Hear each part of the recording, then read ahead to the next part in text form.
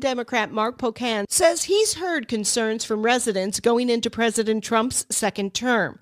Pocan says the issues strike close to home for him as a gay man, and that Democrats will be fighting to protect Americans against bills that target gender equality. I'm Lisa Hale, 97.9 WGBW News. For news anytime, log on to WGBW.FM. The Bucks game called off due to weather. Hi, I'm Mike Clemens with sports. The Bucks game tonight against the Pelicans has been called off due to the winter weather in New Orleans. The city hit in some areas with up to a foot of snow, making travel for fans in Louisiana treacherous. So the Bucks are returning to Milwaukee. They'll host the Miami Heat at 6:30 tomorrow night at Fiserv Forum. And the NBA says the game against the Pelicans will be rescheduled at a later date. College basketball. Badgers returning after losing at UCLA 85-83. Marquette with an easy win over Seton Hall, 76-59. NFL, the Chicago Bears introducing their new head coach, Ben Johnson, who has been the offensive coordinator of the Lions the past 3 seasons. I've got tremendous amount of respect for the coaches and the players in this league. Dan Campbell, Kevin O'Connell, you're talking about 2 guys that are up for Coach of the Year awards. And to be quite frank with you, I kind of enjoyed beating Matt LaFleur twice a year. That's the Bears' new head coach, Ben Johnson. With sports, I'm Mike Clemens. You can always continue the conversation on social media. Share your thoughts when you find and follow Civic Media on Facebook, X, and Instagram. I'm meteorologist Mace Michaels. Mostly cloudy tonight with scattered flurries, a low of 5 to 10, wind chills below 0. Sunshine returns for tomorrow, high upper teens. A mix of sun and clouds Friday, high around 20. Warming continues for the weekend. Currently 21 degrees. Appleton Cigar Company on College Avenue has been serving the community for over 25 years. If you are a cigar aficionado looking for a one-of-a-kind experience, you need to check out Appleton Cigar, which boasts the largest selection of cigars north of Milwaukee with over 706 cigars to choose from in a walk-in humidor. The Cigar Lounge offers an impressive variety of spirits and cocktails that pair perfectly with a premium cigar. For the full experience, come to Appleton Cigar at 415 College Ave, Monday through Saturday, 11:30 a.m. to 10:30 p.m. For more information, go to appletonscigar.com. Hey, it's Amanda with a new Wisco 411 for you. And if you've been craving some good barbecue, man, have we got the event for you. The Fox Valley Barbecue Club's annual Rib Cook-Off is Saturday, January 25th at Stone Yard, Greenville. The first set of racks are being pulled from the smokers at 11 a.m., and the event goes until all 150 racks are sold, with proceeds going to the Old Glory Honor Flight. So wipe that drool from your face and go to WGBW.FM, click events, and learn more. Earl Ingram. On the next show, Omar the pharmacist makes his long-awaited return, and we'll talk about how we can improve your...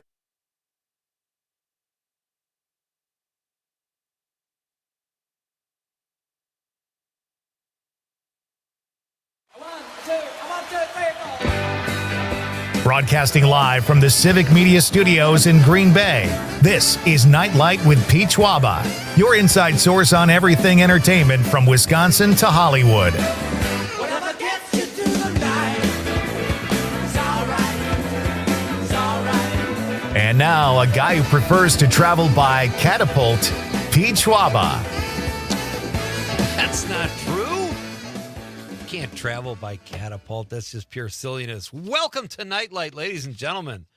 My fellow Wisconsinites, it is a pleasure to serve you on the radio tonight. So glad you could be with me on day three of me wearing a hat on the radio, Conrad. It's bizarre, but I'm cold, even though now I got a hat on and I'm in short sleeves, so I'm completely conflicted. Yeah, that studio one just gets you every time, doesn't it? It's brutal. You got to turn up the heat. It was better yesterday in here. I don't know if they turn the heat down because it's like not as cold outside, but I have wet hair and I cannot stand having wet hair in the cold.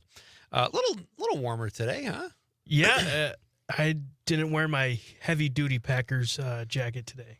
You don't have your maple syrup flannel on either. Well, just the basic hoodie. I just got nice. The hoodie. Got the hoodie on. All right, that works.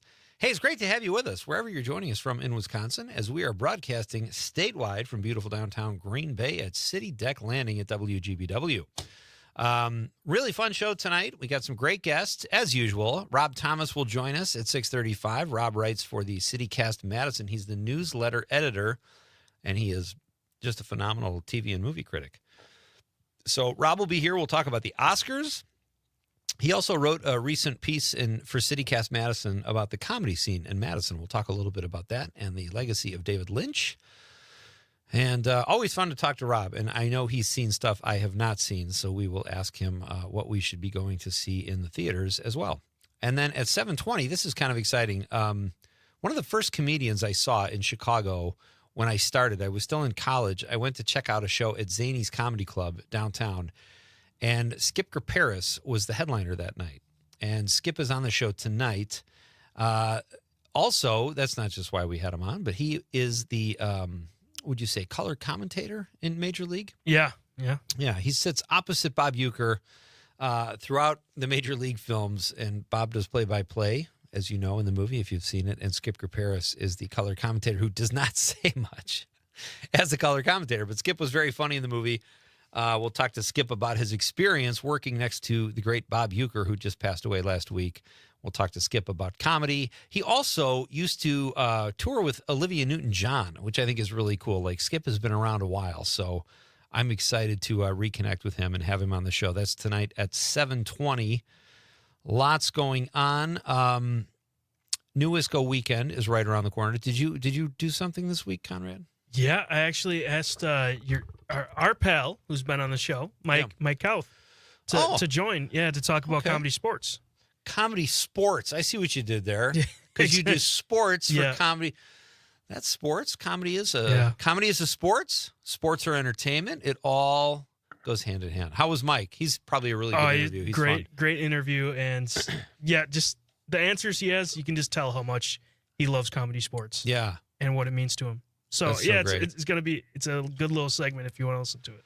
We this is kind of fun. The movie I chose this week for New Wisco weekend for the classic movie pick of the week was Hoosiers, one of my all-time favorites. And when a film is done so perfectly, like in terms of direction, cast, music, cinematography, you don't even care that it's slightly hokey or corny at times. And I feel like Hoosiers has a hint of that, as does the film Remember the Titans. But they're still great because all the other elements are there. I made that my classic movie pick of the week, and it got me thinking for tonight that I wanted to have a little discussion about underdogs. So with that as my segue, let's get into the question of the night, shall we? Let's talk about the question. Okay, question. Question. Question. Pregunta. Question. Question. Hey, I have a question. Questions? This question. Domanda. Question. Question. Questions. Who is your favorite underdog? And we can open this up. I'm thinking movies and TV, underdogs. But if there's someone in life that you think is worthy of a mention for the answer to our question of the night, that's fine too. Who is your favorite underdog? We've done underdog movies, and it's okay if you want to go to the well and pull out a Rocky or an Aaron Brockovich or Hoosiers or like an ensemble cast of Remember the Titans. Karate Kid is another great one. There are so many movies with great underdogs. There's even a movie called Underdogs. Rudy is another one. And interestingly enough, the filmmakers behind Hoosiers are the same team behind Rudy. So who is your favorite underdog? And if you say underdog, that's fine. But I wouldn't really count the actual underdog as an underdog. So let us know, 855-752-4842, 855-75-CIVIC, or text us on the app. If you don't have the Civic Media app, I highly recommend it. It's very easy to use, and you could just click the little text button next to whatever station you're listening on and shoot us your thoughts on the question of the night or whatever we're talking about tonight. It's always great when you guys are more part of the show and join the fun. So who is your favorite underdog? You've seen Hoosiers, right, Conrad? I was actually going to ask you, when you played basketball in high school, right? I did. Did you actually watch that with your basketball team? No, I never did. Did you? We actually, like, one day, we just went into a classroom or whatever, and we all watched the movie. Really? Yeah, like with the blessing of the teacher?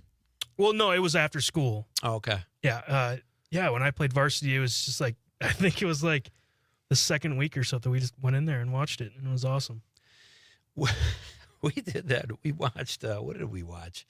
For intramural football, when I was at DePaul University, I think we watched Rocky.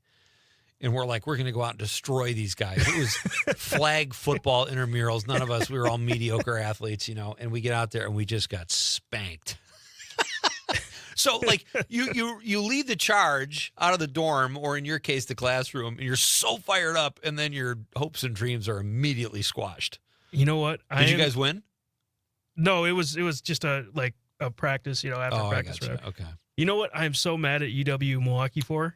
They didn't have a flag football team until I graduated. Of course.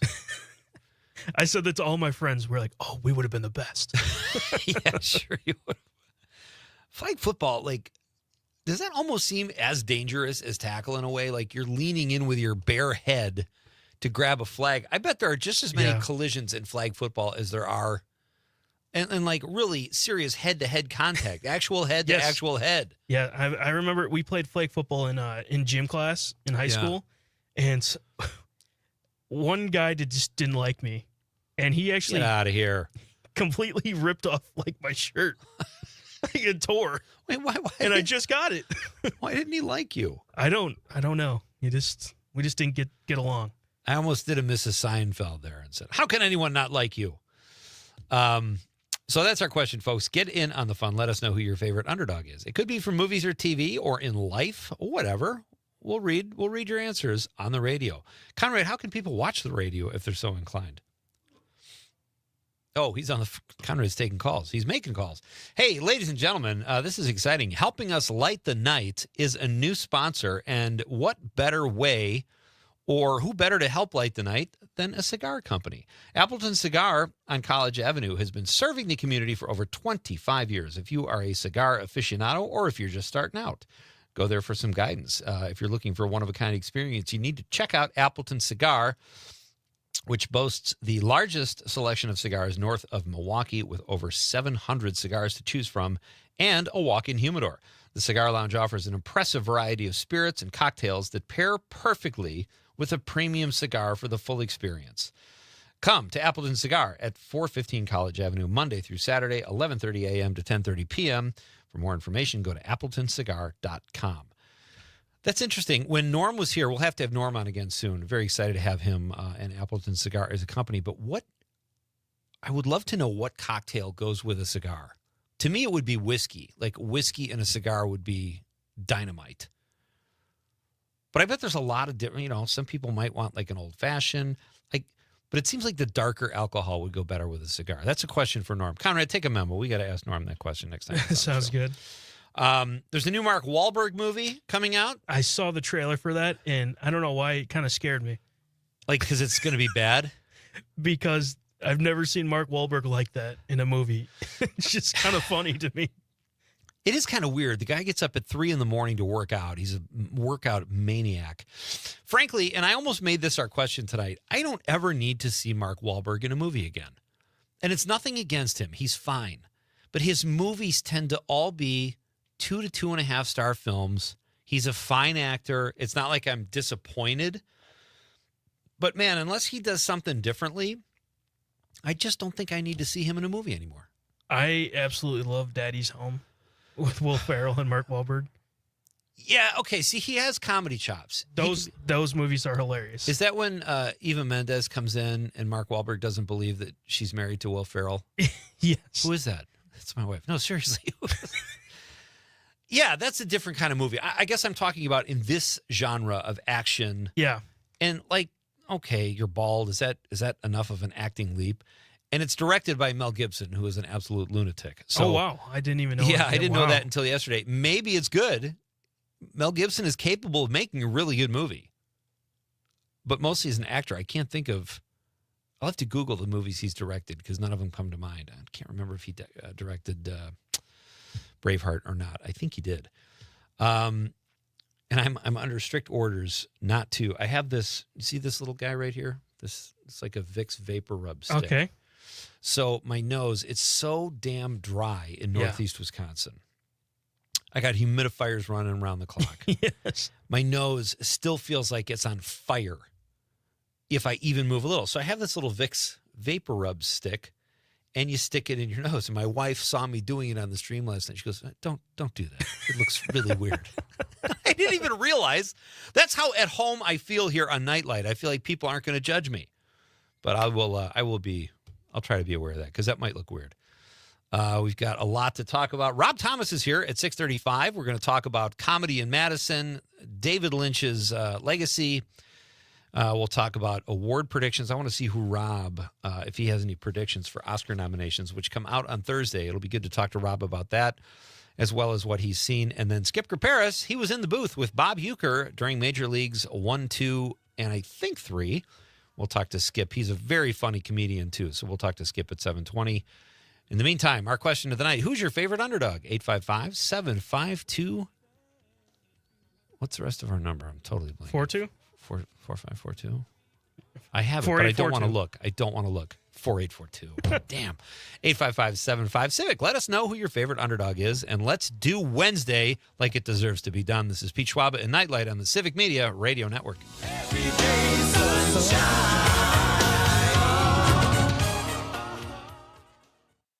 Listening to the Talk of Green Bay, WGBW, home for Matinee on Air.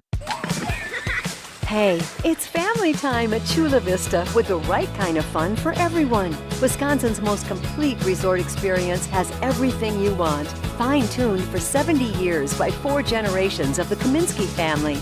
Chula Vista can be easygoing with colorful scenic river walks, a rejuvenating spa visit, relaxing at outdoor fire pits, or you can go all out in 80,000 square feet of indoor water park and outdoors with cross-country skiing, sledding, and snowshoeing. Dining comes any way you like it, from pizza to Wisconsin's #1 ranked steakhouse. More than 600 guest rooms to choose from with $10 million in updates. Chula Vista, everything you've been wanting, all right here on site. Check it out at chulavistaresort.com. Discover Chula's Winter Wonderland. Miles of freshly groomed trails, skiing, sledding, snowshoeing. Check out bonus gift cards at chulavistaresort.com. I'm Dan Schaefer. Let's recombobulate. On Monday, January 20th, Donald Trump returned to office, sworn in as the 47th President of the United States. Right out of the gate, he took a number of actions on his top issue, immigration. Perhaps the most troubling of these is one aiming to end birthright citizenship in America. An immigration attorney I talked to told me, "We're going to sit through a lot of BS over the course of the next weeks, months, and years, but this is the big one." My take? This action from the Trump administration is despicable, unconstitutional, and fundamentally anti-American. The day after the order was issued, Governor Tony Evers and Attorney General Josh Kaul joined a coalition of 20 states challenging this action in court. This legal battle will be a tremendously important one for all of us to follow. Find all of Dan's work at the Recombobulation area.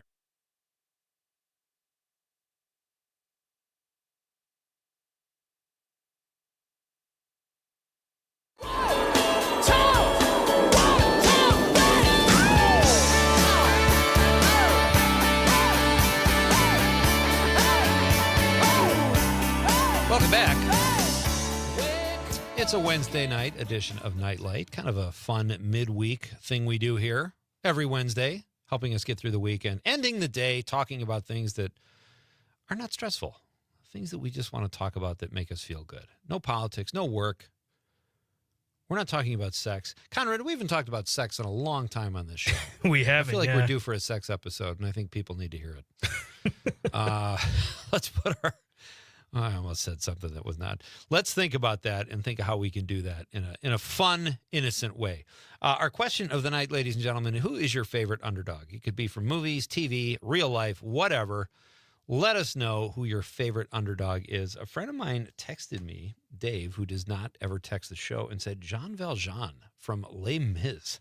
That is a great underdog and a great character I never would have thought of. So thank you, Dave. Text the damn show, though, will you? It's more fun. We have a caller, Conrad? Yes, we do. Who do we have? We got Dick from Lodi. Dick from Lodi. Hey, Dick, how's it going?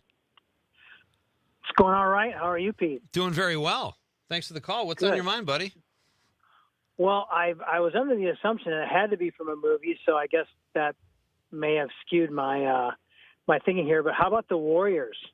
Oh, I mean, yes. serious underdogs and under extreme risk of certain dismemberment or death, and I don't know. That is a great answer, and I wouldn't have thought of that either. The Warriors, for those of you who don't know, it's a great film from the late 70s. All the gangs of New York come together and have a big rally, I think in Central Park. And they say, we outnumber the cops like 8-1, whatever it was. And they decide that they're going to take over the city. But the leader, I think, Dick, correct me if I'm wrong, but Cyrus gets shot. He's the one that called the meeting. Right. Okay, and the Warriors get blamed for it. So they have to make it back to Coney Island, and all these other gangs are after them. And they kind of have to fight their way home. It is a great movie. Yeah, fantastic movie, and I mean, somewhat compelling. I mean, I think we're all going to have to be warriors these next 4 years. Absolutely. You should be a warrior anyway, Dick. I can tell you already are. You have it in your voice. Thanks so much, buddy. Have a great night. Right on. Fight the good fight. All right. That's Dick from Lodi. That's a great one because the Warriors, and it's so funny, like in the 70s, that was considered kind of a violent movie, but there's like maybe 3 gunshots in it. It's mostly old school gang, baseball bats, a pipe. They all have their costumes, but there are some phenomenal scenes in the Warriors, and that is a really good answer. Thank you, Dick, for the phone call. Phone lines are open too, folks. Conrad, I always say text us, but you're welcome to call us as well, and we can have a little chat over what I like to call the telephone. Anna from Madison checks in and says, hi, Pete and Conrad. Okay, she said ND. Notre Dame Conrad. Like Conrad, yeah. But I think it was just a typo. Anna says, my favorite underdog in film is Sally Field in Norma Ray. Yes. Another great underdog. That movie was about the creation of a union led by Norma Ray, played by Sally Field. I have not seen it in years. I don't fully remember it, but I remember it because it was a great film. I believe Oscar nominated too. Great answer, Anna. Thank you. Chris, this is our buddy Chris Casper. The Minnesota Vikings are my favorite underdogs. I'm a glutton for punishment. There is always next year. You know, Chris, as a Bear fan, I sympathize with you. However, your Vikings, buddy, you were surprised too, Conrad. They were supposed to go farther this year. I thought the Vikings were going to regroup from that Detroit loss. Total collapse. I love their coach. They got good personnel. They got a great defensive coordinator. That was a shocker. Thanks, though, Chris. And better luck next year. There's always next year. Nick from Marshall says, hey, Pete and Conrad, one of my favorite underdog movies is... Oh, is this like an anime? Help me, Conrad. Shadas? Shadas? With Kai Manny Marley, Sprague Benz, and Wycliffe Jean. I know Wycliffe Jean. Snowing here in Marshall. What about Green Bay? We do not have snow, but it looks weird. It looks like we're primed for snow. Yeah, it's dreary out there. It just doesn't look right. It really does not. And I'm sorry I didn't know the pronunciations of some of your underdogs there, but I do appreciate your contribution to the show. Have a great night, Nick. Sherry from Horicon says, hi, Pete and Conrad, with her usual lovely emojis. Hello, Sherry. Great to have you with us tonight. Tyler from Wisconsin Rapids says, Leon, the first replicant Decker, retires in the movie Blade Runner. Oh, wow. That's for the underdog, I guess. God, I forgot. I got to see that movie again, too. I've seen the original Blade Runner and the remake, but I'm due probably for a rewatch on both. Thank you, Tyler, for being part of the show. Jim in Brookfield. Steve in Florida. He's in the 920, even though he's in Florida. Steve says, the perfect prison underdog, Andy Dufresne in Shawshank Redemption. Epic scene when the corrupt warden ripping off the poster and finding the tunnel that Dufresne dug to get out for his freedom. Greatest escape ever. That was phenomenal, Steve. And I'll tell you what, I want to say another underdog I had on my list was Forrest Gump. Fictional character, like most of these are, but those two, I if I remember correctly, were both up for Best Picture in the same year. And I remember being kind of mad that Forrest Gump won because it was so cartoony and kind of, oh, shucks. I don't know. I just liked Shawshank Redemption a lot better. And I could be wrong on that. I'm just going from memory, but I think it was 1994. And I loved Shawshank Redemption. The movie absolutely blew me away. Great text. Thank you, Steve. Jim from Appleton says, here's a different underdog. Lawnmower Man. Jim scores again. What is Lawn? I know it's a horror film. I've never seen it. Let's go to the Google. Let's find it. Sure. We owe it to Jim. But anyway, that's the question. Who's your favorite underdog? You got other ones, too. Another friend of mine texted, said Homer Hickam from October Sky. I remember that film. That's when Jake Gyllenhaal says, I want to go into space. But I can't remember if he was an underdog or not. How about Cameron Fry from Ferris Bueller? He's kind of the sidekick that gets roped into stuff. He's not very confident, I don't know who else. Pete Parker? I got two, okay? Yeah, you didn't even go yet. Dodgeball.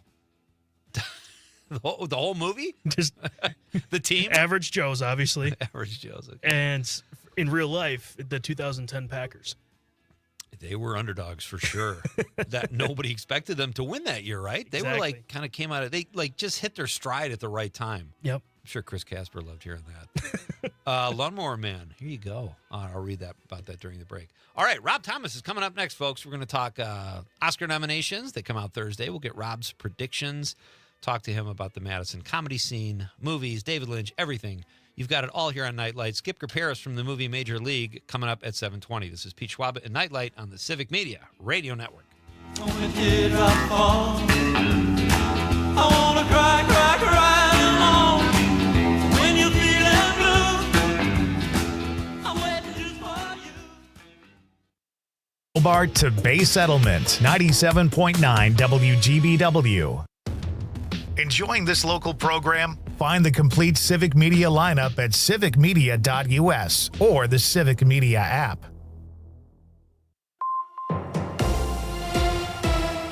For 97.9 WGBW News, I'm Lisa Hale. Our state has seen bitter, dangerously cold temperatures this week, and that has resulted in a record high number of people relying on homeless shelters and warming centers. Monday night, St. John's Ministries in Green Bay sheltered 160 people, a record for them. Day-by-Day Shelter in Oshkosh is offering 15 extra beds when the temperature drops below zero, but Oshkosh does not have an emergency winter homeless shelter. Also, there's no daytime warming center in Oshkosh, so the unhoused population uses the library or the Salvation Army. Shelters and warming centers can be found by calling 211 Wisconsin or your county health department. The start of road construction season is just a few weeks away. That means the construction barrels and the ramp closures on I-41 between Appleton and De Pere will once again be a familiar sight. This year's projects to bring the 23-mile stretch of the highway to 4 lanes will include replacing the Highway 15 and the Ballard Street overpasses. Construction season begins February 3rd. To quote an old beer commercial starring our beloved Bob Uecker, I must be in the front row, which is where I'll be Friday. Stuart J. Waddles has a story on a great way to remember the voice of the Brewers. In remembrance of Bob Uecker, the iconic voice of the Milwaukee Brewers for over 5 decades, Marcus Theaters across Wisconsin will be showing Major League Friday. The screening pays tribute to Uecker's performance in the 1989 comedy, which also starred Charlie Sheen. A partial donation of ticket sales will go to the Milwaukee Brewers Foundation. The memorial outside the ballpark continues to grow. There's no word yet about a Uecker memorial service. From local news to what's going on around the state, Civic Media's mission is to bring you real news and great conversation. I'm Lisa Hale, 97.9 WGBW News. For news anytime, log on to WGBW.FM. On your entertainment beat, I'm Pete Schwaba. Cameron Diaz would love to be in the sequel of The Mask, but there is a condition. The Something About Mary actress who starred in the first Mask as Tina Carlisle in 1994 said she would absolutely love to do another installment, but only if Jim Carrey is involved. In the film, Carrey played a banker who develops magical powers when he puts on a mask that makes him an ornery cuss. Carrey says he is open to another chapter of the franchise if the circumstances are right. Translation, show him the do-re-mi. If you're looking for a trip down memory lane, you might want to revisit David Lynch's foray into network television, 1992's Twin Peaks. Inspired by David Lynch's passing last week, I got the urge to check it out, and it does not disappoint. It's beautifully shot, as is all of Lynch's work, has great music, and it's got incredible acting by a phenomenal cast. It might seem a bit dated, but the story holds up. No spoilers, as casual fans might have forgotten who killed Laura Palmer. For more showbiz fun, tune in to Nite Lite with me, Pete Schwaba, weeknights from 6 to 8 p.m. on the Civic Media Radio Network. This is your local civic media radio station. Want to hear even more? Anytime? Find all of it at civicmedia.us. I'm meteorologist Mace Michaels. Mostly cloudy tonight with scattered flurries, a low of 5 to 10, wind chills below 0. Sunshine returns for tomorrow, high upper teens. A mix of sun and clouds Friday, high around 20. Warming continues for the weekend. Currently 21 degrees. Matt Nair on air. Robotaxis made by Zooks are slated to hit the streets of California later on this year. Rides will initially be free for people who agree to test it out. You go first. Have you ever wanted to drive in a 4-person casket with no driver? My biggest sticking point about this is the name. Zooks is a cartoon character. Yeah. Do you think when he's driving, he's going... Matt Nair on air. Weekdays 10 till noon on your local civic media radio station and on the app. The Todd Alba Show. What's worse, fast drivers or slow drivers? Karina listening on WAUK in Milwaukee. Slow drivers are the worst. They think too slow. They stop in the middle of the highway to think about where they're going. Maybe they need to turn left and right. They changing lines for oh my God, I can do all day long. Karina, yep, can you tell us what you really think? The Todd Alba Show. Weekdays noon till 2 on your local civic media radio station and on the app. Maggie Dawn. Trump threatened to imprison local police if they do not help the...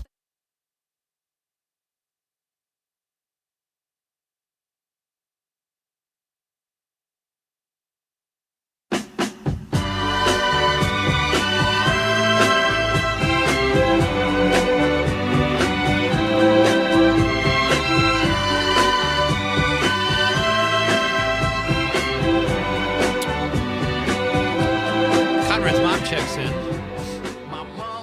Says her favorite underdog is Rudy. He has the want and will to go after what he wants. Sounds like you had some big shoes to fill in your house, Conrad. I can't fill Rudy's shoes. Compared to Rudy growing up. Mom, it's a movie. And then Nick from Marshall clarified. He says, Shottus, I hope I'm saying that right, is a Jamaican gangster movie that came out in 2002, I believe, and was filmed in Miami and Jamaica. Kaimani is one of Bob Marley's 12 children. Oh, that's awesome. Thank you, Nick, for clarifying that. And sorry I hacked through your initial text. I really have never heard of that movie, though. But that's good to add to the list. Thank you. Who is your favorite underdog? That is our question tonight. 855-752-4842, 855-75-CIVIC. Text us on the app. Text us on the stream. Just text us, folks, and be part of the show. It is my pleasure now to welcome one of our favorite frequent flyer guests here at Nite Lite. He is a film and TV critic based in Madison, Wisconsin. You can check out his Substack at Not That Rob Thomas on Substack. And he is also the CityCast Madison newsletter editor. And he joins us now on the stream. Rob Thomas. Rob, how are you? I'm great, Pete. How are you? Doing very well. Did I get there? It's Not That Rob Thomas. Correct. Substack, not Rob. Yes. Rob 77 is Twitter. Follow Rob on Twitter, too. He's a That's good right. follow. Although I kind of left Twitter a while ago. Now on Blue Sky and, who knows. Eventually you circle around, you end up on MySpace again, I think is how it works. But I just set up a Friendster account, so yeah, it's all coming back. I'm with you about Twitter. I just, there's only so many times I can read people who just use an avatar and don't use their real names that are just dropping nonsense all the time. Right. Anger. I can't do it. Yeah. And I hope Blue Sky doesn't become that. So far, so good. But yeah, we'll see. I think in general, I'm trying to step back somewhat from social media. I think it does even the good in a positive sense. It wires your brain in a not that healthy way. So right. Yeah. Yeah. My son has tried to give up social media several times, and he actually goes through withdrawal. And because, you get so used to scrolling and looking at reels and all that kind of stuff, it becomes part of your day. But all the more power to people who can give it up. I don't think I can, frankly. I try and do a Saturday sabbatical where I don't go on social media. Oh, I'm not often successful, but at least I'm thinking about it that day. Yeah. That's interesting. That's a good way to do it. Yeah. Yeah. Rob, you're always full of great suggestions when you drop by Nite Lite. I love that. Yeah. Hey, you wrote a great article about comedy in Madison. Can we talk about that before we jump into the movie stuff? Yeah, I mean, it just struck me. we interviewed this great Madison comedian about his show in Nate Chappell about his show in Madison. He was recently diagnosed with autism, and he went on our podcast, the CityCast Madison podcast, which is kind of the companion to the newsletter, and talked about it. And he was putting on a show with all comedians diagnosed with autism to raise money for awareness. And it just struck me like we get a lot of great big name comics coming through Madison, like Brian Regan's coming Friday night, and he's great. Patton Oswalt's coming to the Comedy Club here next month. That's all sold out. But I wanted to shine a spotlight on all the cool, interesting local comics. Like we have a great open mic night at the Comedy Club on State. Madison has a great tradition of improv comedy, like Comedy Sports, and then as everybody knows, Chris Farley came up on the Madison improv scene. So yeah, I wrote something just kind of showing a spotlight on kind of the interesting things that a lot of the local comedians here are doing. It's interesting.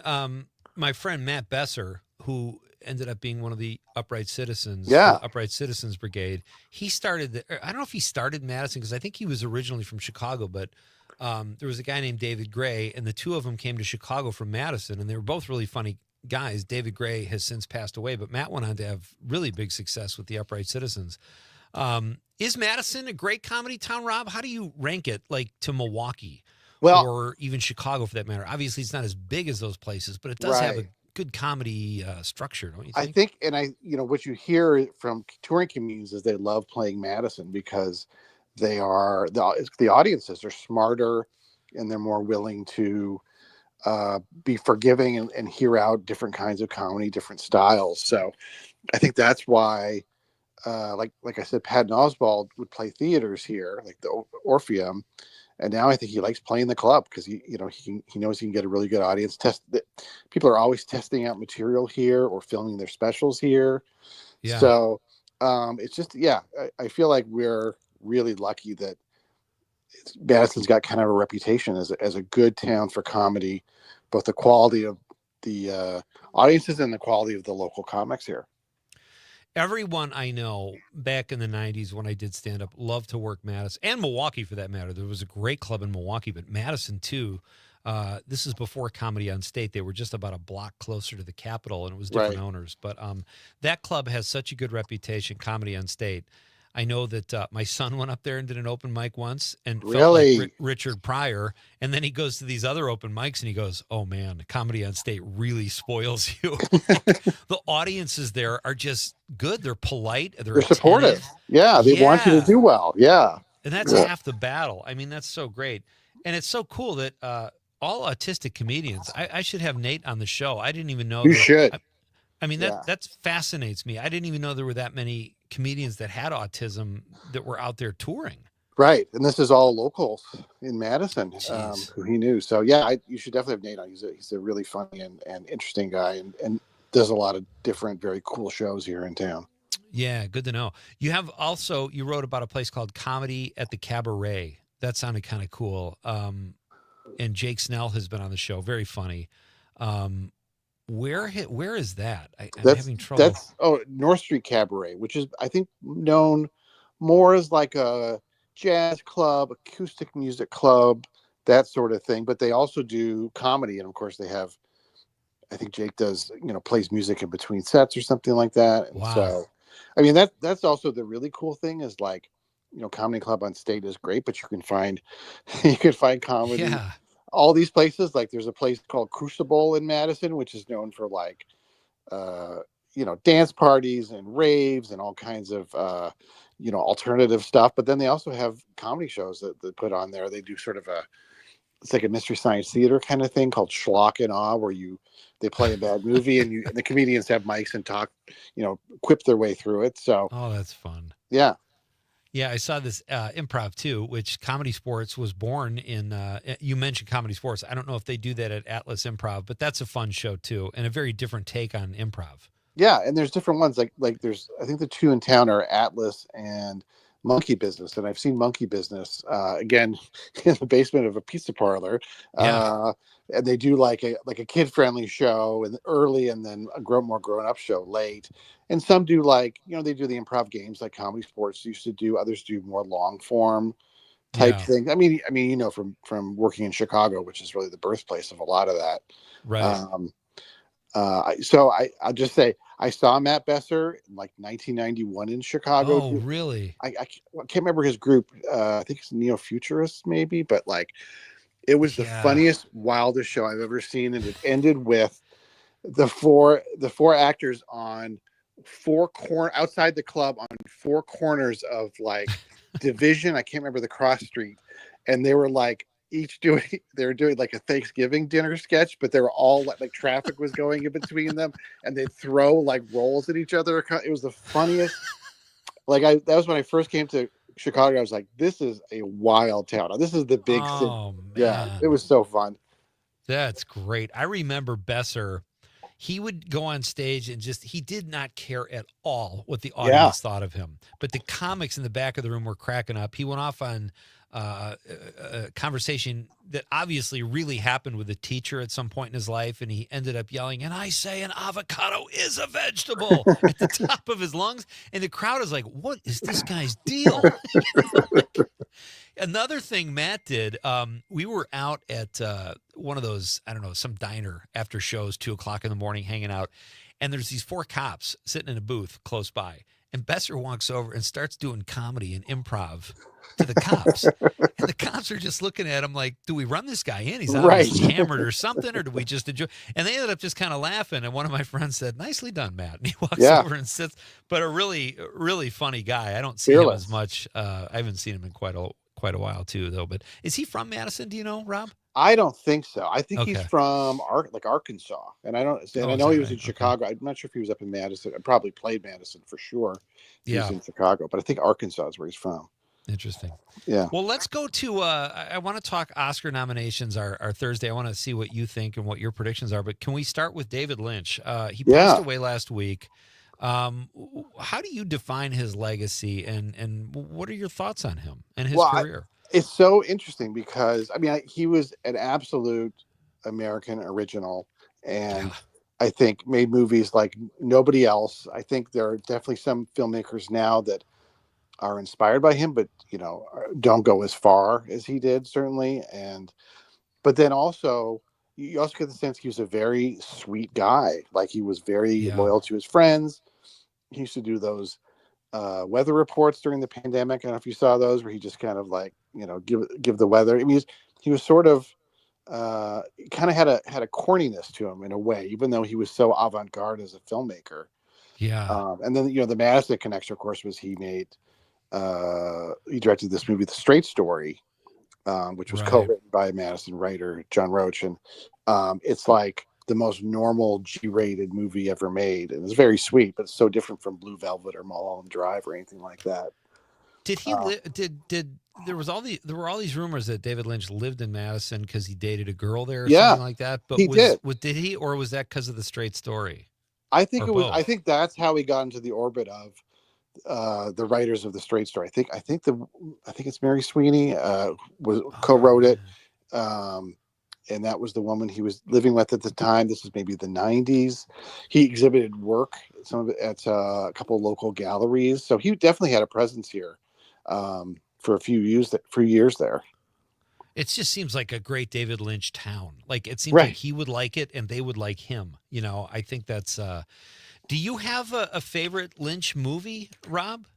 Well, Mulholland Drive is my absolute favorite. I mean, I vividly remember watching that in the theater and just being like blown away. Like where is this going? It's funny. It's terrifying. It's strange.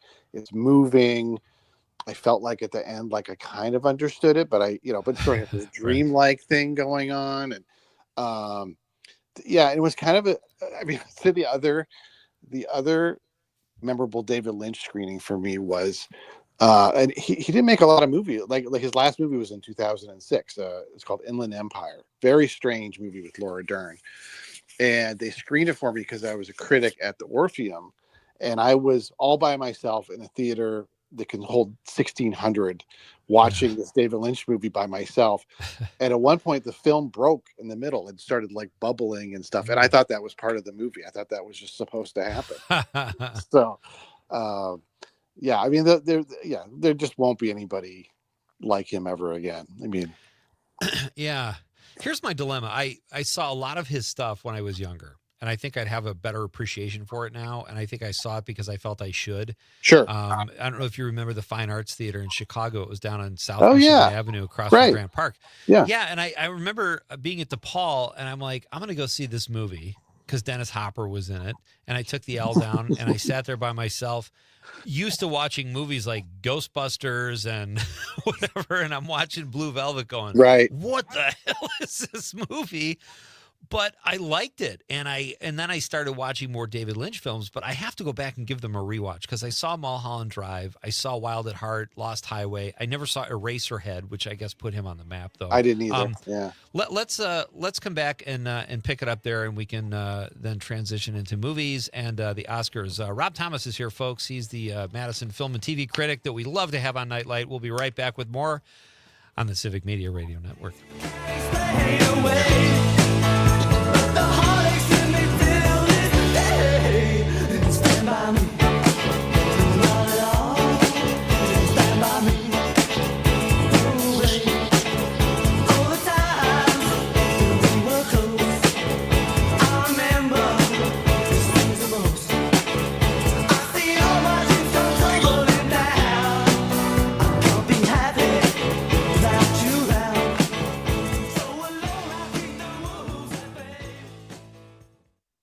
To the Talk of Green Bay, WGBW, home of Mino and the Mayor. If you're living with dry age-related macular degeneration or dry AMD, you may be at risk for developing geographic atrophy or GA.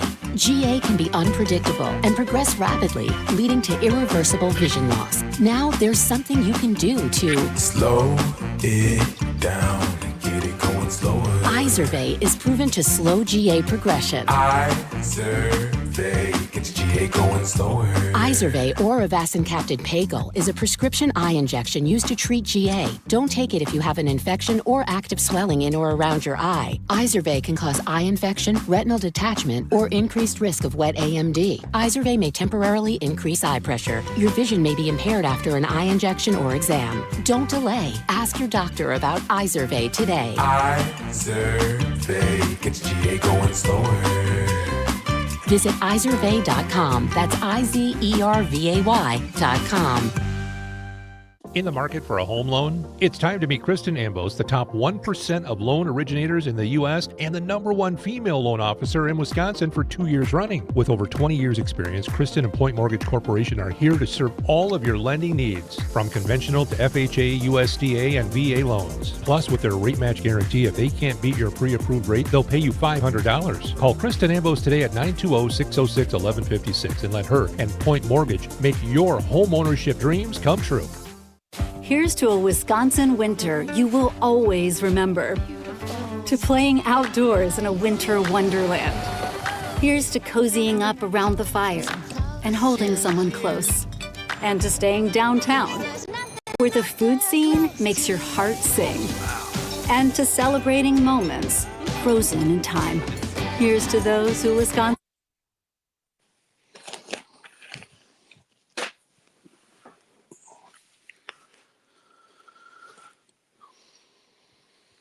Well, she pressed her chest against me about the time the jukebox broke. Yeah, she gave me a peck on the back of the neck. And these are the words she spoke. Blow up your TV, throw away your paper. Craig checks in on the stream and says, Pete, I love Happy Gilmore as an underdog. He even gets himself's butt kicked. Butt handed to him. I think it's supposed to be an A. Butt handed to him by Bob Barker. I think it's Sandler's best crafted comedy. I think Conrad would agree with you, Craig. Yeah, definitely. So, great one. Cam from Appleton says Joe Biden. You could argue that. Sure. I remember there was a comedian in Chicago when Biden was accused of plagiarism. This is like in the early 90s or late 80s. He turns to me and he says, I still think that guy's going to be president one day. And I was like, wow, whatever, dude. Every once in a while, I thought of that when Joe Biden was president. It was crazy. From the 608, Larry in Deerfield says, underdog, Rocky Balboa in the first Rocky. It hasn't been mentioned yet. Great one, Larry, and I can't believe it hasn't been mentioned yet. And what I loved about Rocky was he was an underdog, but like whereas in Hoosiers and Remember the Titans, and I guess they're based on true stories, they actually won. I love that Rocky just wanted to go the distance. That to me is the charm of that movie, and that's the win. Great text. Thanks, Larry. Rob Thomas is on the stream with us right now. We're talking about David Lynch, and we'll get into the Oscars a little bit as the nominations will be announced tomorrow. Rob, here's a David Lynch film I forget about, and I think this is actually the first one I saw that he did. It's not Blue Velvet. It was The Elephant Man. That was such a horrifying, sad film that stayed with me for so long after I saw it. Yeah, and was sort of, I think, for him, a very pretty traditional film. Like it was a big Oscar contender in a way. His movies afterwards weren't really great. John Hurt played Merrick, William Merrick. I'm trying to remember his first name. John Merrick. Maybe. Thank you. Yeah. Got it. Yeah. And just Anthony Hopkins, and just a very black and white, austere, sad, straightforward movie that he almost never made ever again. Yeah, it was something else. And I think that's why I was so shocked by Blue Velvet, because The Elephant Man, as emotional as it was and as heavy as it was, it was not Blue Velvet or Lost Highway or, Rob, what are your thoughts on Twin Peaks? I love Twin Peaks. I've not seen that new version that was on Showtime. I've always wanted to catch up with it. I hear it's really interesting. But I was in college senior year when Twin Peaks started in 1990, and I remember Sunday night, I think it was, we'd all gather around the TV at it was 8:00, and probably I think we watched The Simpsons and then maybe something else, and then and you could hear a pin drop in that, a pretty normally rowdy college house as 8 or 9 of us were watching every second of Twin Peaks, trying to figure out what was going on, trying to solve the mystery, trying to figure out, and then discussing it afterwards. It was sort of like a precursor to internet culture now, when people talk about stuff, recap and all that stuff. And of course the second season was not as successful. When they didn't really know kind of what, I think they had to fill 22 episodes, and the first season was only 8, and it kind of went in some weird directions. But I'll always remember that first 8 episode seasons being one of the greatest TV watching experiences I've ever had. It's so funny. I remember when, you're right, that was the internet before there was the internet. You would sit around, have a beer, and talk about something cool you saw. And I remember when all this started with the networks, and they would say, go over to Sony.com and discuss this show with other fans. I'm like, who's doing that? That's never going to catch on. No one's going to talk about stuff with strangers. And now it's all people do. That's right. Here's the thing. I always feel weird when I don't watch something that when it first came out. And that's kind of how it was with Twin Peaks. I remember seeing bits of it, but I watched it a week ago or right after Lynch died. And obviously it seems dated, but God, he just, his shots, Rob, you could tell. I wonder how long his shoots were, because he was so meticulous and his shots were set up so beautifully, even the most basic shot. And the music that accompanied it was so incredible. So I'm working my way through Twin Peaks right now and getting past all that, because it's just great storytelling and it's great cinema. Yeah, and then it's interesting because he made a movie, Twin Peaks Fire Walk with Me, a few years after. Yeah. Super dark movie. In some ways, I think kind of repudiated a lot. I don't know. I think he was not comfortable with the amount of fan adulation of Twin Peaks. He kind of pushed against that, I think. And then that new Showtime series really does, I think. It's kind of just the whole idea of being so in love with the show like that. So it's really interesting. He was always, you never rested on his laurels. He was always pushing himself. Yeah. We've got about a minute before we go to a break, Rob. I want to ask you about The Room Next Door, that you wrote about this in your Substack. Rob Thomas is my guest. He is a Madison-based film and TV critic. At 7:05, the radio portion of the show is going to switch over to the State of the State address. So those of you who are listening on the radio, if you want to hear more of my conversation with Rob and then with Skip Paris at 7:20, switch over to the stream, and you can follow Nite Lite there. We'll keep going. Rob, was that a good movie, The Room Next Door? Yeah. So Pedro Almodovar, Spanish director, his first English language feature film. He's made a couple of shorts, but with Julianne Moore and Tilda Swinton, can't go wrong with that. Yeah, it really took a little getting used to the English, but it's a really well acted and powerful movie. Very cool. All right, we're going to do a break real quickly. Is that going to go wide, or is that a limited release? It really depends probably on the Oscars tomorrow. I assume it'll get something, and that will probably push it. Yeah, but it just started opening around. Gotcha. All right, speaking of Oscars, Rob and I will jump into that when we come back. I want to hear who Rob thinks will be nominated, and we'll see what else he's watching. This is Pete Schwaba and Nite Lite. Switch over to the stream if you want to continue tuning in and being part of the show. Great to have you with me on this Wednesday night. We'll be right back on the Civic Media Radio Network. Just wanna close your eyes, follow your pretty guy. We made a promise, it's what we'd always remember. No retreat, baby,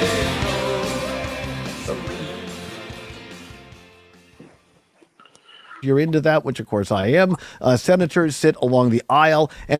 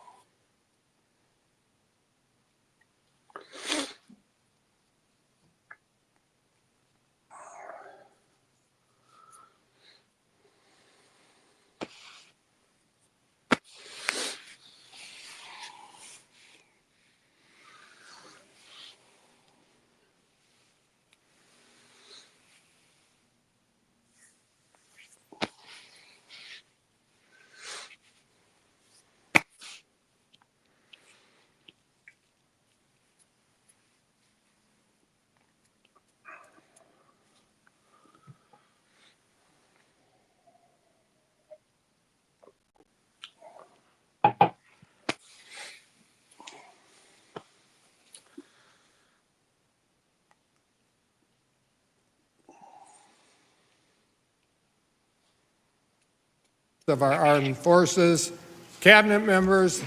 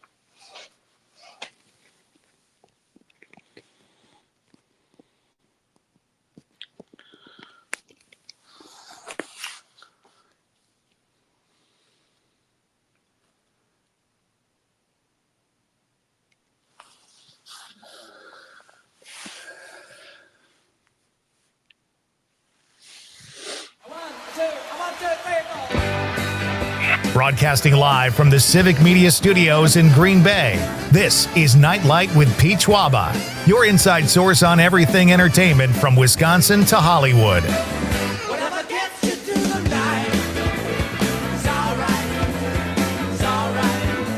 And now a guy who doesn't believe in sex after marriage, Pete Schwaba. Welcome back. Great to have you with me on this Wednesday night. We are broadcasting live statewide from beautiful downtown Green Bay on yet another frigid night, but not quite as frigid as it's been. Larry from Deerfield checks in again saying, I forgot David Lynch did The Straight Story, so thank you for that reminder. You're very welcome, Larry. That film helped me understand what my dad and my uncle had gone through in World War II and how they were coping with those memories. That scene in the Mount Zion VFW Tavern was powerful. And that's another one I have to give a rewatch to. I saw it, but I don't know if I was distracted or what, but that is definitely worth a rewatch. Thank you, Larry. Rob Thomas is here. We're going to transition into some Oscar talk. Rob is a film and TV critic from Madison, and he is the CityCast Madison newsletter editor and does great work on his Substack. You can check it out there at Not That Rob Thomas. And right now, he's on Nite Lite with us. So, Rob, what are you thinking for the Oscars? Do you have any slam dunk predictions or outside chance predictions? What are you thinking?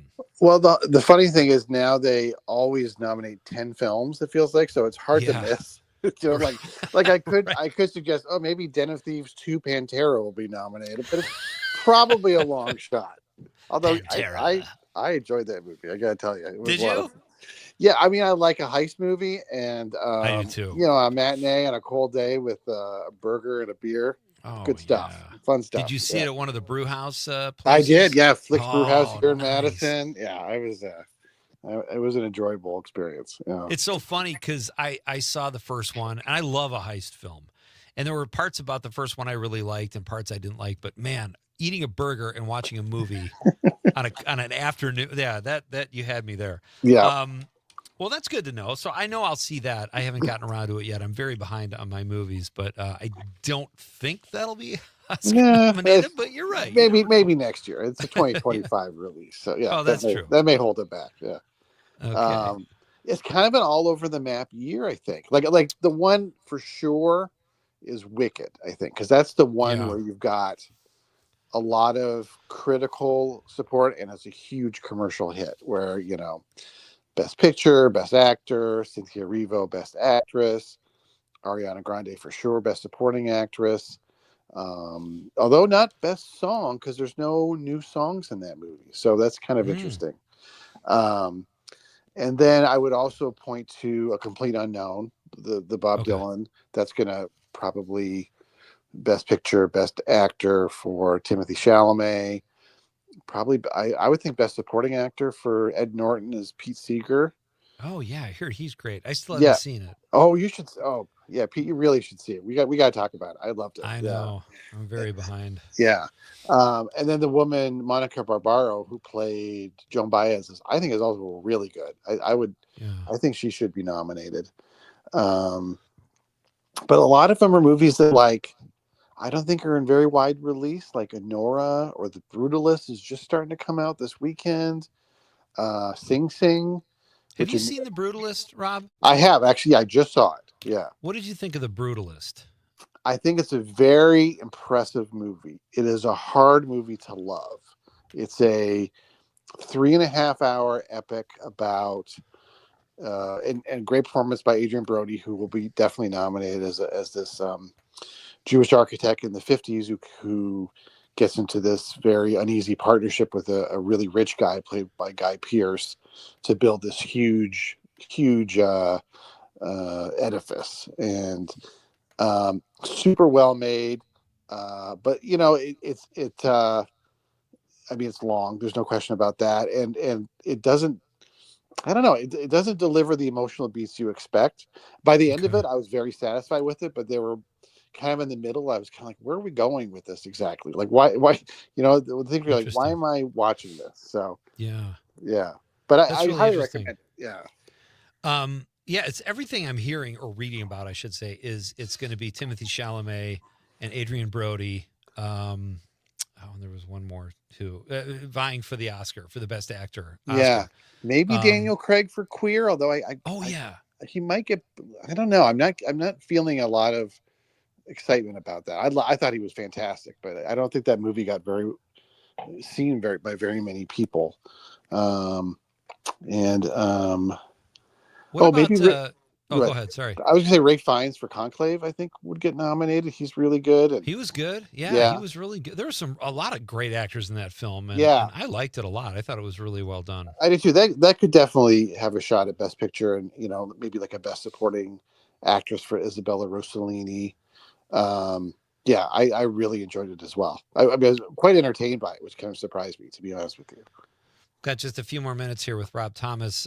Check out his Substack at Not That Rob Thomas, and check out his work at CityCast Madison. He's the newsletter editor. Rob, what about Demi Moore in The Substance? I haven't seen. I hear she's great. I can't put I don't know if I told you this last time you were here, but I've been watching Landman, the Taylor Sheridan show with Thorne. She plays John Hamm's wife, and maybe in 10 episodes, she has 30 minutes of screen time, if that. And I'm like, did she need her benefits? Like, why would Demi Moore? And I'm joking, but I'm serious. Like, you don't know why actors. It could be just to work with Taylor Sheridan or John Hamm, but John Hamm's not even in it that much. But anyway, Demi Moore is getting rave reviews for The Substance. I haven't seen it, but I agree with you. I hear she's getting fantastic reviews. And so I think she's a lock to be nominated. I mean, honestly, I liked her in that documentary about the Brat Pack. That was one of my favorite. She was so good in that. And that's kind of, Hollywood likes a comeback story. So like, she's been kind of quiet for a lot of years and she gets a great part like that. Although, I mean, it's a pretty extreme horror movie, The Substance. So, you always hear about the older Academy voters getting turned off by stuff like that, but we'll see. Yeah. I have to ask you something too. Do you ever see the movie Inside Llewyn Davis? Oh yeah. Okay. So about a week ago, I hadn't seen A Complete Unknown yet. It wasn't even in our theater in Marinette yet. So I thought, all right, well, this is about a folk singer. It's a Coen Brothers film I've never seen. So I watched Inside Llewyn Davis, thinking, it'd be somewhat comparable to A Complete Unknown. But having not seen Complete Unknown, I have no idea if it was. But what the heck was happening in that movie? Am I missing something? Like, I love the Coen Brothers. Yeah. But they can do anything they want, and that movie seems like that's what they did. It was hard to follow, root for someone, be interested. Am I way off there? It got great reviews. I really loved it because it was about, a guy who wasn't Dylan. Like, he could have been, but wasn't quite in the right place in the right time, and also was a real jerk to everybody around him. Right. And kind of, it ends with him seeing Dylan on stage, right, at that same club. And so I would have loved, which was kind of cool.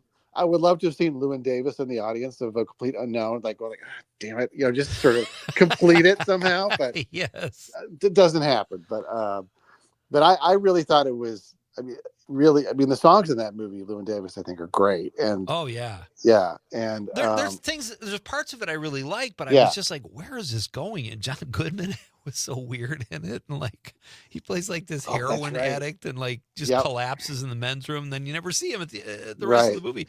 But yeah, there was some cool stuff. I felt like it was almost going for like an After Hours type vibe. That's a bad comparison. Never mind. I don't know. Something I missed about it, but it got great reviews, and I'm obviously in the minority. It was not plot heavy. I'll say that. It's sort of like hanging out with this guy who you probably would not want to hang out with him if you actually knew him. Exactly. Yeah. What are you watching TV wise, Rob? Anything you could recommend? I'm kind of flailing right now. I don't know if we talked about Black Doves last time. Yeah. But did we talk about? I couldn't remember if we I talked about it. I brought it up. That's a great spy series. That's on Netflix. Loved it. Keira Knightley, Ben Whishaw. We hoovered that one up. So we're kind of flailing a little bit. I'd never seen Killing Eve. I don't know if you've seen that. So we're I saw starting the first that. 2 seasons years ago, like 5-6 years ago, though, and then it went away for a while. I hear the quality really drops off after the first couple of seasons, but we're watching the first season and liking it. Not loving it, but we're kind of looking around right now for something to watch that can really, really grab us. A couple more things. Okay, my daughter was home for the holidays, and she was really into The Walking Dead. And I think last time you were on, I told you we went on a zombie kick. And we ended up being on such a zombie kick, she wanted to watch Fear the Walking Dead, which I had seen. And I was not blown away by it. It has nice moments, whatever. But so I watched the first 2 seasons of that again with her. Did you ever see that show? No, that was kind of a prequel, right? Like when it first starts? Well, yes, whereas in The Walking Dead, they fast forward a month when Rick was in the hospital. This is like you see it unfold in real time, and it's, again, there's some kind of cool moments, but it just didn't totally land for me. And now I'm roped in again because she's back at school and we're watching it over FaceTime. So it's like a hostage situation. That's sweet, though. That's a great idea. Yeah. Well, that's why I have to do it, right? I mean, it's your daughter, and you got to do it. But I was going to ask you about that. What about The Agency? Have you seen that? No, because I don't. It's on Showtime, right? I don't have Showtime. I have Paramount Plus, but it's not on there. But it's on.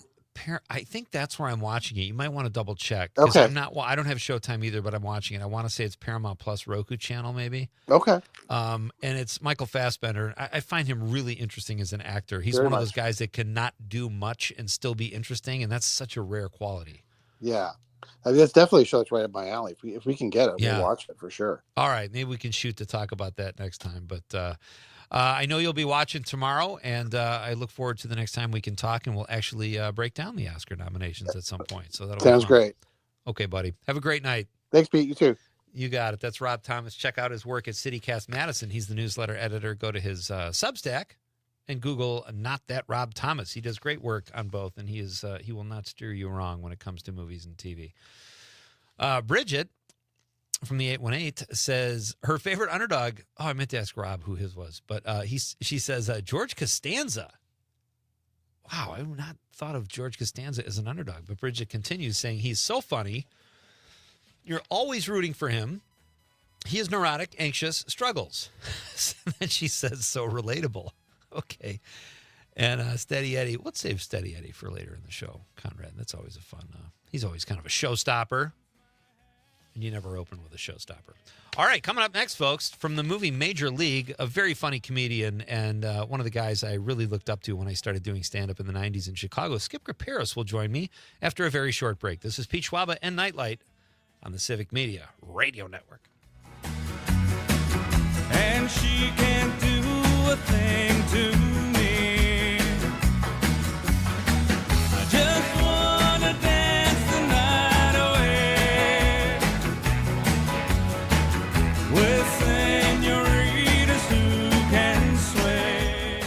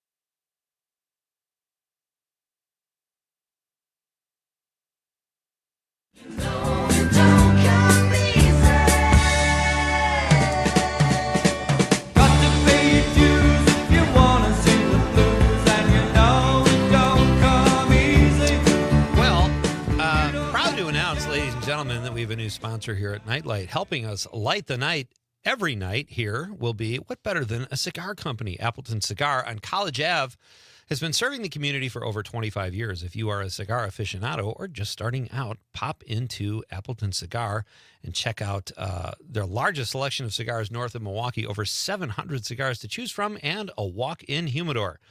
Conrad, you know what I like about a walk-in humidor, right? What's that? You just walk right in. The Cigar Lounge offers an impressive variety of spirits and cocktails that pair perfectly with a premium cigar. They'll help you out if you're not sure yourself, like I think probably a lot of people aren't.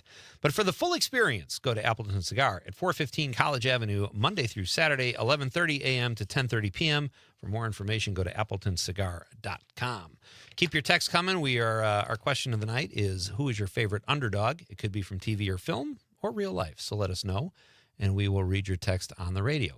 Joining me now on the show is a very funny stand-up comedian and actor. You might, I'm sure you've seen him if you've seen Major League. And I wanted to have him on the show for a while. And then when Bob Uecker passed away, sadly enough, that's what got me going, oh my God, I haven't had Skip on yet. So joining us now on the stream is the very funny, very talented Skip Graperis. Skip, how are you? Hi, Pete. How you doing? You know, it's great when my very famous friends die, I become popular right away. Is that a good thing? I don't feel like it. I don't know if is that good. I don't think so. Like when I played in the Olivia Newton-John band. When she passed away, everybody, wanted to talk to me. The rest of the time, nobody cares. But I think I'm running out of famous, former partners to Oh, no. to die and give me some publicity. But well, I'm sure your dance card has been full the last week. You kind of Yes. mentioned that it was in our exchange, but it's great to have Yes. you on the show, Thank you. Skip. And before we get to Bob Uecker, I want to tell you, I'm not sure if I ever shared this with you, but I was a stand-up comic in the 90s and worked the 80s a lot. My aunt, Trish, was married to a guy named Tom Higgins, who is Jimmy Higgins' younger brother. Oh, wow. Jimmy Higgins, great stand-up comic Sure. from Chicago. So they took me to a show at Zany's knowing I was interested in stand-up comedy. And Jimmy was the middle act. You were the headliner that night. And I literally had tears coming out of my eyes. I was like, oh my gosh. Was that horrible? Really? Was I that horrible? You cried? I was Way crying up? because I saw the bill. And for a college kid, that was a lot of money. It was. No, It's 80s. you guys were a great show. Jimmy set you up perfectly. He was hysterically funny. And then you got up there with your guitar and you were doing Olivia Newton-John. I mean, it was just such a great night. Thank and you. Thank so you. thank Good that you it was a for good the- night. They weren't all good shows. Most of them were, but once in a Yeah. while there's a clunker. I know it's hit or miss, but are you still working the clubs? No, I gave that up 15, 16 years ago. Oh, wow. I got too old. My subject matter was starting to not be relatable to the young kids coming into the club. Okay. Doing impressions of Paul McCartney and so on to people that have never heard of Paul McCartney is not, not a great formula for big laughs. There was a guy in Chicago named Ace Samarco who I didn't know that well, but he kind of just hit the open mics and he would do impressions from people I had never even heard. Like when I was 22, I didn't know who Bela Lugosi was. And I'm like, this guy's up there doing Bela Lugosi and Thomas Jefferson impressions. And Oh, wow. So it was kind of a stretch, though. I'm sure he was great at it, but if people don't know who you're talking about, it's How probably... do you know if he's doing a good Thomas Jefferson impression? That's what I'd like to know. I just assumed it was, and I wanted it to be because I liked him personally, Skip. Oh, good. Okay, that makes sense. So what, are you doing cruises or how No. Okay, I wow. at some point the older audiences didn't want me poking fun at their musical heroes anymore. So I had to turn it around and do tributes to the same people I was, poking fun at back in the 80s and 90s. And so I do Heroes of Rock shows. They're histories. I do histories of rock and roll. So it's a mixture of great songs, background information, and humor. History, humor, and the heroes and the hits. And that goes over really well. So I don't make fun of I more make fun of me or situations or whatever, not the actual artists themselves. It's like kicking a dead horse. So people, but and I still do all the voices and so on, and I play guitar, and most of my shows are solo. I've got 7 different shows. I've got maybe 8 hours of songs and material. Oh, wow. So and that's not easy at my age, trying to memorize all this stuff because but somehow I do it, and people love it. I kind of enjoy it. It's a challenge always to recreate these records and so on with just one guy and a guitar. Yeah, I'm sure. Do you ever come to Wisconsin with that show? I played a couple times in Kenosha. Okay. For Frank Carmichael. I can't remember the name of his. It's mostly a comedy club, but and then they've got another side with music acts and so on. I worked the comedy venue, which was a nice venue to work. But I haven't done a show otherwise in Milwaukee in a long time. Love to. Yeah. Well, you'll have to come up. There's a few spots around here that I think your show would go over really well. I'd love to have you in the studio. Tim Cavanaugh was here not too long ago. My brought buddy. his guitar. Yeah, we had a lot of fun. So let's keep talking. I would love to have. That is such a fun show, and who doesn't love the oldies? And I'm sure you add humor to it, where it's just a really enjoyable night. And yeah, we'll have to keep talking. Thank you. About that. I like to think that it is, and audiences seem to agree. So. Yeah. So Skip Graparis is my guest. He is a former stand-up comedian, still out there working the road, playing shows, though. Still out in the trenches, as we say. Yeah. Yep. I'm sure the audiences are much more forgiving than stand-up comedy audiences when you're doing. Oh yeah, I don't rock get heckled too many times anymore. I did a senior center once, and some woman was just out of her mind and just couldn't stop talking. And what am I going to do if I can't slam, a 70-year-old woman to get her to shut up? You just hope that somebody in charge would walk over to her and say, shh, but that doesn't always happen. Oh, God. But it's usually they're participating, not complaining. They're participating too much. Is right. the problem They mean there? well. Yeah. They mean well. They're having a good time, and so, absolutely. So we got to do a few minutes of news here, Skip, and then I Okay. want to come back and ask you all about Major League Sure. and your experience with Bob Uecker and your experience on the film and what it was like. I'm truly fascinated by that. So we'll do that after Civic Media's award-winning news team keeps you informed. This is Pete Schwaba hanging out with Skip Paris here on Nite Lite on the Civic Media Radio Network. Because nothing will be the same. Just another night is all that it takes to understand the difference between lovers and fake. So baby, I talk to you in the night in your dream of love so true. statewide, and yet the rate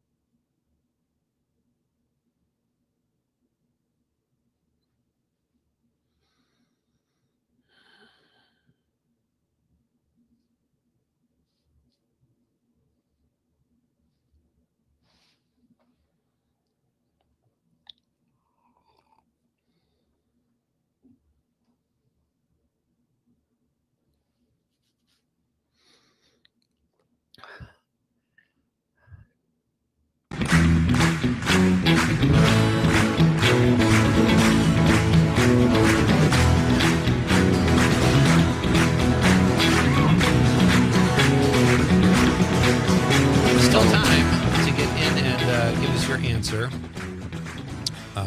Who's your favorite underdog?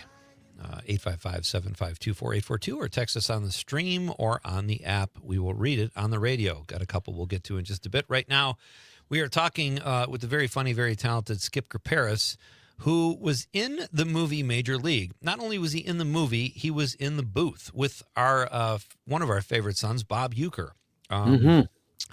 Skip, it's great to have you. Thank you. Overall thoughts, what was that experience like on Major League? Well, the first one was kind of a surprise.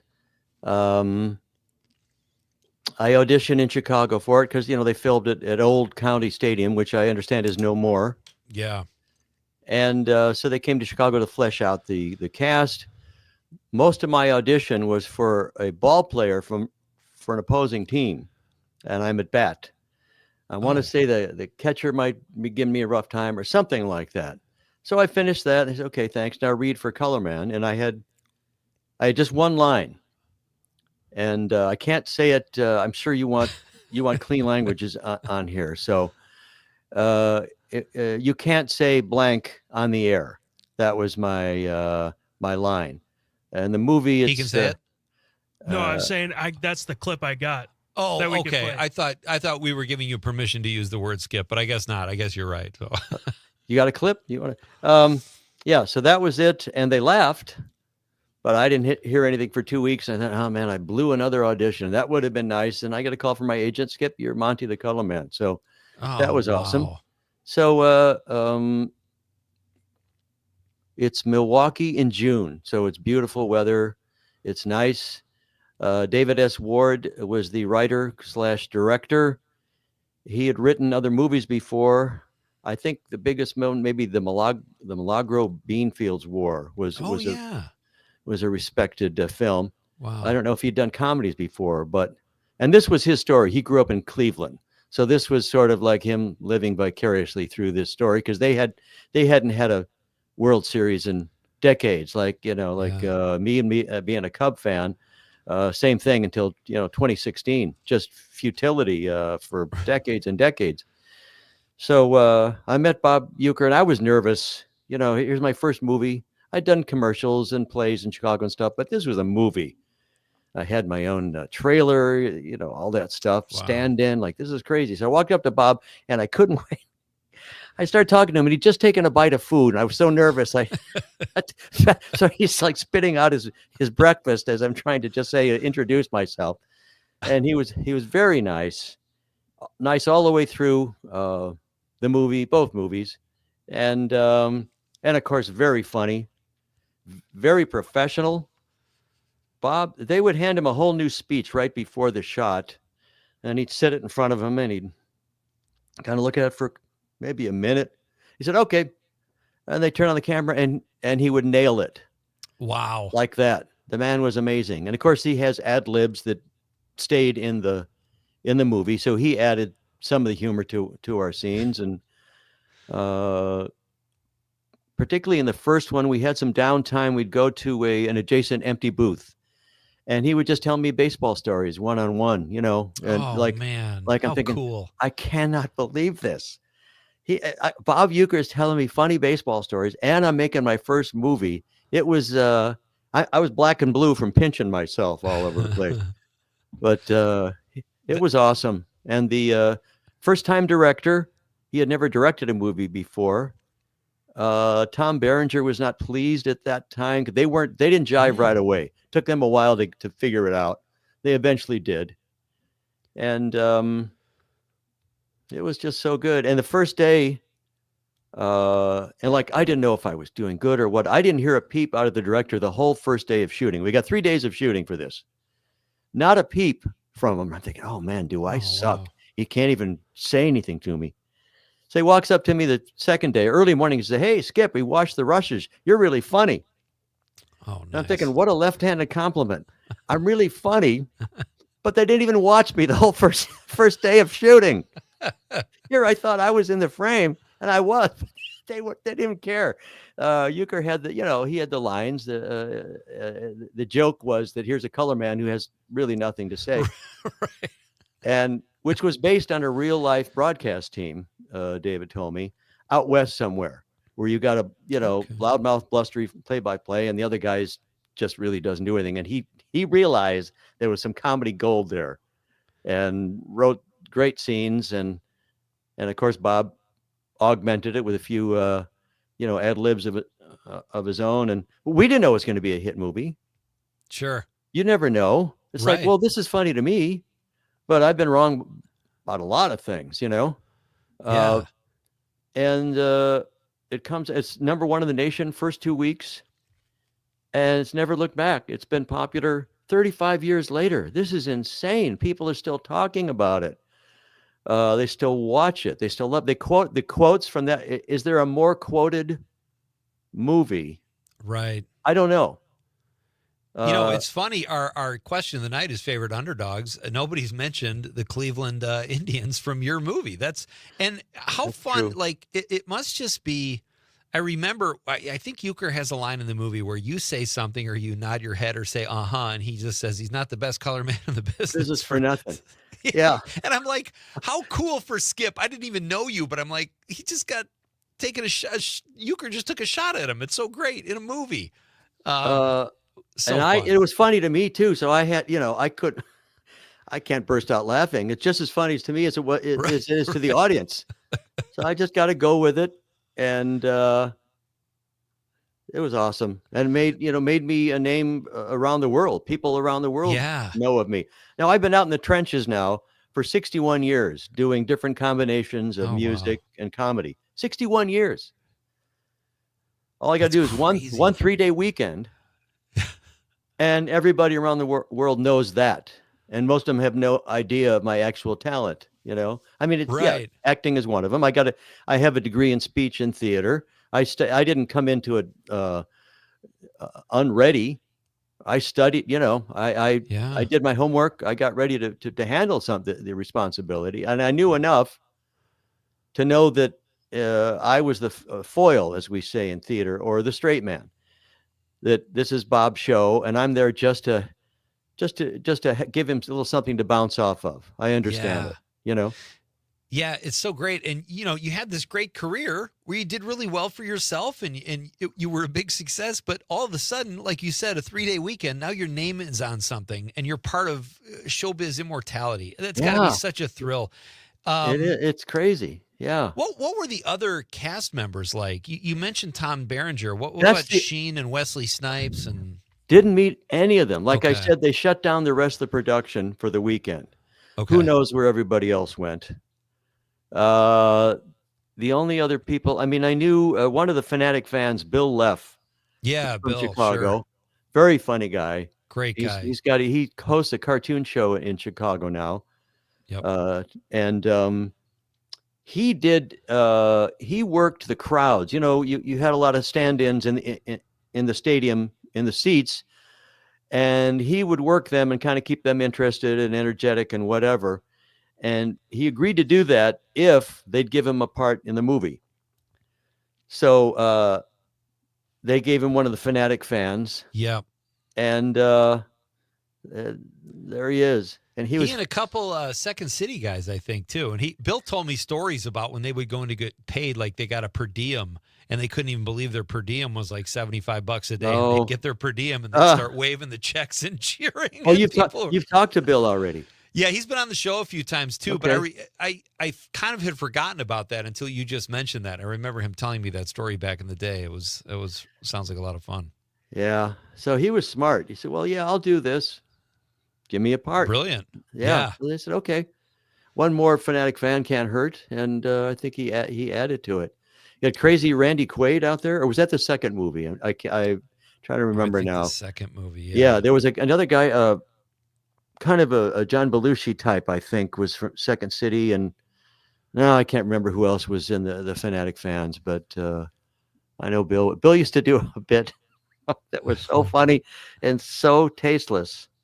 And it's not vulgar, so I can tell it here. And he would do this right before bringing me up. He'd be there's MC, feature, and headliner. Yeah. And he would feature right in front of me. So right before bringing me up, he would back up and bump into his microphone stand, and he'd go, "Oh, I thought that was Karen Carpenter for a minute here."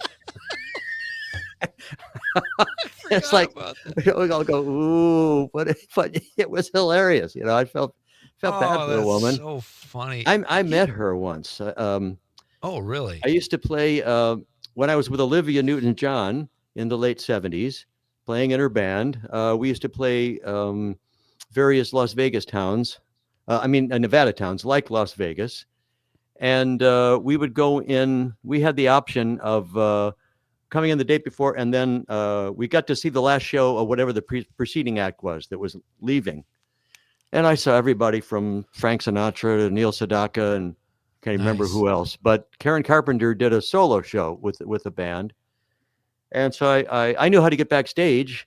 And after the show, I just walked in and introduced myself, and she seemed a little, I don't know how to describe, uneasy. I don't know if she thought I was going to hit on her or what, but I got to leave. I'm going to the beach, or I'm going or something like. Well, okay, I'm just here to say hello. But you hadn't made Major League yet, so you couldn't cash that ticket in with her. No, I couldn't. No, that was that would have been like late '70s Major League. We didn't film until '88, so yeah. Right. So I didn't have any edge that way. Yeah. Skip, what was that like with touring with Olivia Newton-John? I mean, she's such a huge star. Mm-hmm. Especially then. Yeah, tell us what she was like and what your experience was like. That sounds so fun. Well, I got in to the band through their then drummer, who I had done an album with in Illinois, Joliet, on Mercury Records. The band was called Trilogy. Superb album. I'll put it up against anything. Mercury didn't promote it.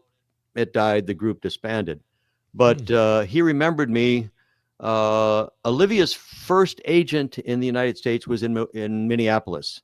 So they picked up a band there, which was actually a jazz fusion band, but they would accompany her on the road, and they needed an acoustic guitar player that could finger pick and then sing backup vocals. And so I was initially hired by the band, and I didn't meet Olivia until our sound check. And I looked over at her, and I just couldn't talk about pinching until I'm black and blue. I'm on the same stage with Olivia Newton-John. She's at the height. This is 1975. She's the biggest thing in the world, and she's gorgeous, and she sings like a bird, and she's sweet, and she's so nice to me. And I had a terrible crush on her the whole 4 years. I couldn't help myself, and I'd go, and every time I talked to her, it would be hum. Like Cliff Clavin or something. I'd go see her, decades later, and bring my wife, whatever, and it's still hi, Olivia, nice to see you. I was always making an ass of myself because I just couldn't relax. She was so intimidating, but not really. I mean, she was just very sweet. My wife was taken by how down to earth she was, how much she loved me. And I don't know what I was worried about. The last time I saw her, she came back to finish a couple concerts when she got diagnosed with cancer for the last time. And she gave me a shout out in the show. I had sent her some nice flowers, and we went backstage afterward and talked for a while. And she was treating her cancer with radiation and health foods and supplements. She decided not to go chemo again. Yeah. This was her third time. And but we played all over the world. And we played Japan and Australia and Europe and all over the States, Canada, Hawaii. And she was just great. She was a very consistent performer, always sang great, excellent pitch. Yeah. So much great stuff in your career and your experiences. I remember when you did your stand-up act and you would impersonate her and say, in the words you did in the song were, "Have you never been mellow?" And you'd swing your head back like Olivia Newton. Wow. And I lost it. That was that first night I saw you. That's how much of an impression you made on me. Skip, we got to do a really quick break, and then I want to ask you what you're watching on TV before we let you get out of here. I really appreciate your time tonight. Skip Paris is here. We talk Major League, Olivia Newton-John. We'll wrap this up when we come back and have a couple more minutes with Skip. This is Pete Schwaba and Nite Lite on the Civic Media Radio Network.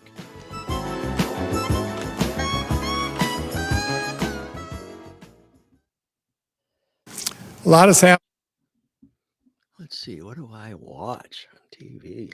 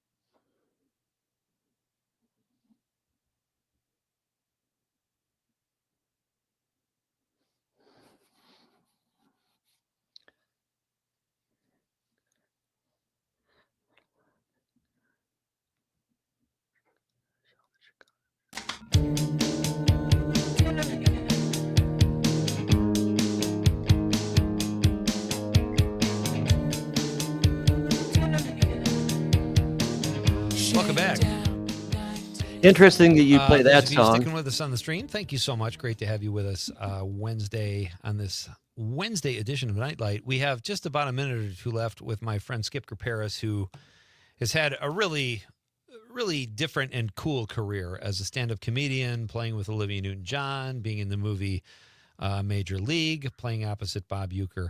Skip, again, appreciate your time. What I do with everybody on the show is ask them typically what they watch on TV, if they can recommend anything bingeable or a good movie. Oh, boy. No, I'm probably the wrong guy about that. You know, I watch the Colbert Monologue. I watch Saturday Night Live. I watch the Chicago shows, Med, Fire, PD. The Law and Order shows. Well, that's all right. What's that? Oh, God, I can't think of the name. That quirky gal, the older woman that's a detective. Is it Elspeth? Yes. Yeah, that's supposed to be really good. I haven't seen that yet. Pretty good show. She's very entertaining. She's got a great personality. I can't think of too much else that I don't spend a lot of time watching TV. I got so much work and practicing to do. And I just want to tell you one more thing about Olivia before we go. Yeah, sure. So everybody can relax. You know, I was a little too crazy about her, when I was working with her. 20 years later, Olivia's restraining order against me expired. So I just wanted you to know it was all good. You know, no hard feelings. Well, we had some texters who were about to make a citizen's arrest, so I appreciate you sharing that information with us. And if there's ever anyone to stalk, I shouldn't even make that joke. But yeah, she was a treasure. So, so let's wonderful. keep talking, though. I would love to see your show come up this way. And me too. Anything you can do, appreciate it. Love to see you in person. Thanks, Pete. I appreciate being on your show. Very nice. Appreciate the time, buddy. Have a great night. Thanks so too. much, Skip. All right. Bye-bye. That's Skip Graperis. Check him out in Major League. So much fun. Daniel from Menasha checking in on the text line from the 920. He says, loved Major League. He's not the best color man in the league for nothing, folks. That's exactly what the line is. I couldn't quite nail it. Thank you, Daniel. And I meant to ask him if he ad-libbed like just a bit outside, or if that was written into the script like that. You know, ball 8. Ball 8? Ball 10? So great.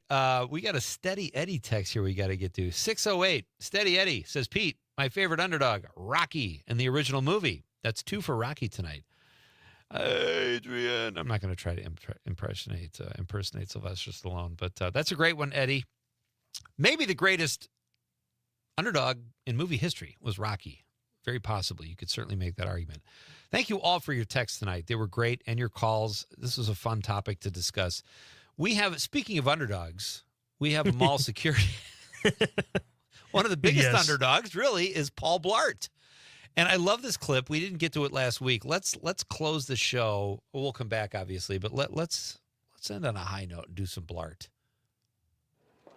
I found it first. No, you didn't. Ladies, problem. What's the genesis? She's trying to take the last push-up bra in this size. Well, I need this one now. I have a date tonight. Really? Is he blind? Whoa, waterproof shoes and baggies on the socks. Not my first rodeo. Okay, ladies, need to see some ID. No, you don't. Ma'am, I should warn you, I do have the authority to make a citizen's arrest. So does anyone. I could arrest you right now. That's true, she could. Hey, not talking to you. Okay? Can I see you for a second, please, ma'am? Look, I understand your sensitivity. I've had some issues with weight myself. Are you calling me fat? No. I'm just saying I've been down that road. I mean, I'm still on it. We both are, stranded. Let's face it, we eat to fill a void, right? But as soon as I started eating healthier, I noticed I wasn't so moody. And P.S., your skin's gonna clear up. Can you hold on to these? Sure.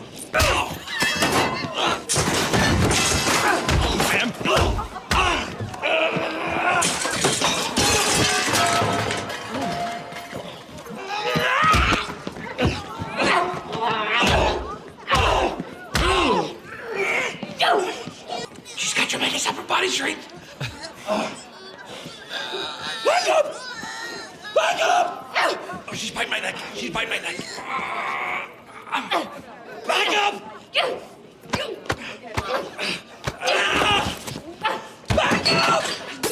Back up!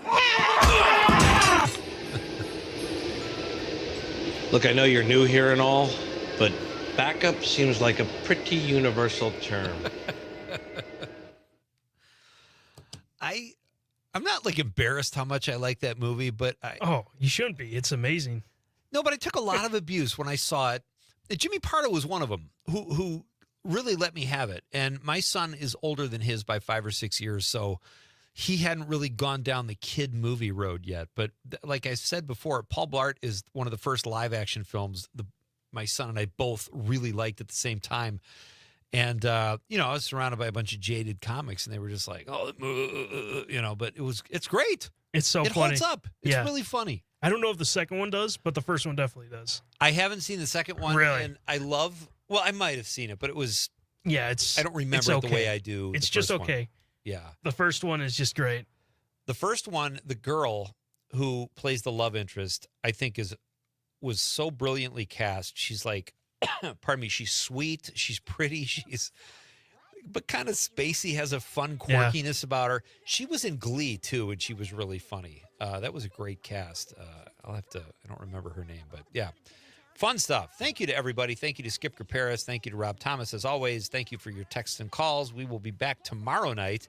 Kate Stapleton will be here. She's got a film in the Door County Film Festival. We'll talk about that.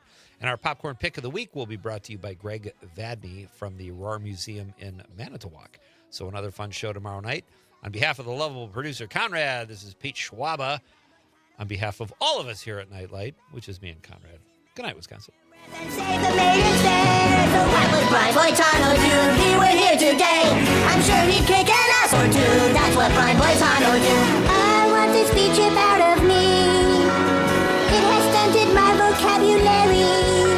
And I just want my mom to stop fighting everyone. Or Wendy, I'll be an activist too, 'cause that's what Brian Boitano